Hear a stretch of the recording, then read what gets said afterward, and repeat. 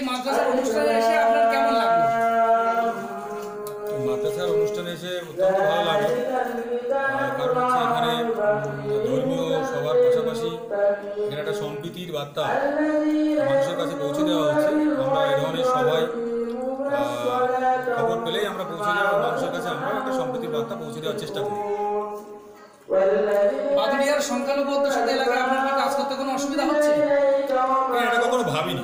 আপনি যে প্রশ্নটা করলেন এটা উত্তর অত্যন্ত কঠিন। আমরা কখনো সংখ্যালঘু সংখ্যাগুরু বলে আমরা এটা কখনো ভাবিনি। আপনি বললেন এর উত্তরটা বোধহয় দেওয়াটা ঠিক হবে না, কারণ আমাদের আজ পর্যন্ত আমরা কখনো এইভাবে ভাবি না যে কে সংখ্যালঘু কে সংখ্যাগুরু।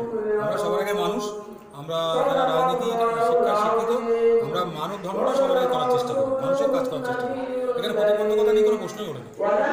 বিজেপি সভাপতি দিলীপ ঘোষ বলছেন যে বাংলাদেশ হিন্দুরা নাকি সুরক্ষিত নয়, এই ব্যাপারে আপনি কি বলবেন?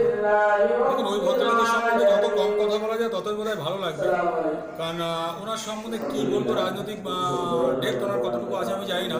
উনি যদি এই কথা বলে থাকেন আমি জানি না, আপনি আমাকে বললেন না, সেই বিষয়ে পরে উত্তর দিচ্ছি। ওনাকে জিজ্ঞাসা করবেন আসামের হিন্দুরা সুরক্ষিত।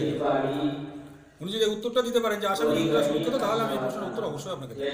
ওনাকে জিজ্ঞাসা করা উচিত সকলে মিলে যে আসামের হিন্দুরা সুরক্ষিত কিনা। উনি যে কথাটা বলেছেন তার ওনার 5 বার ভাবা উচিত ছিল যে আসামের হিন্দুরা সুরক্ষিত কিনা। আপনার কাছে শেষ কোশ্চেন, যে কাটাখালীর উপরে ইসলামপন্থীদের যে কাটাখালীর উপরে দীর্ঘদিন বাদুড়িয়ার মানুষের একটা ব্রিজের দাবি ছিল, সেটা অলরেডি শুরু হয়েছে কিন্তু এখনো তার কোনো সুরাহা হয়নি। আপনি এলাকার পৌরপ্রধান, আপনি এই ব্যাপারে কি বলবেন? ব্রিজের কাজ ইতিমধ্যেই আপনারা জানেন, ব্রিজের কাজ অনেকটাই সম্পন্ন।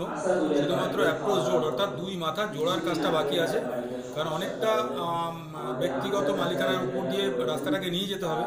বিভিন্ন মানুষের বাড়ি আছে, বিভিন্ন তাদের জমি আছে, দীর্ঘদিনের তাদের বাড়ি জমি, তার উপর দিয়ে একটা জমি অ্যাকুইজিশন চলছে, সেটা প্রায় সম্পন্নের পথে। আমি যতটুকু জানি 80% জমি অ্যাকুইজিশন হয়ে গেছে। তো স্বাভাবিকভাবেই খুব সময়ের অপেক্ষা, সময়ের ব্যবধানে নিশ্চয়ই ইছামতি ব্রিজ খুলে যাবে। নদীর এপার থেকে ওপারে মানুষের যে দীর্ঘদিনের বঞ্চনা, অল্প সময়ের ব্যবধানে নিশ্চয়ই আপনারা জানতে পারবেন, অল্প সময়ের ব্যবধানে তার সমস্যা নিষ্পত্তি হবে বলে আমি আশা করি।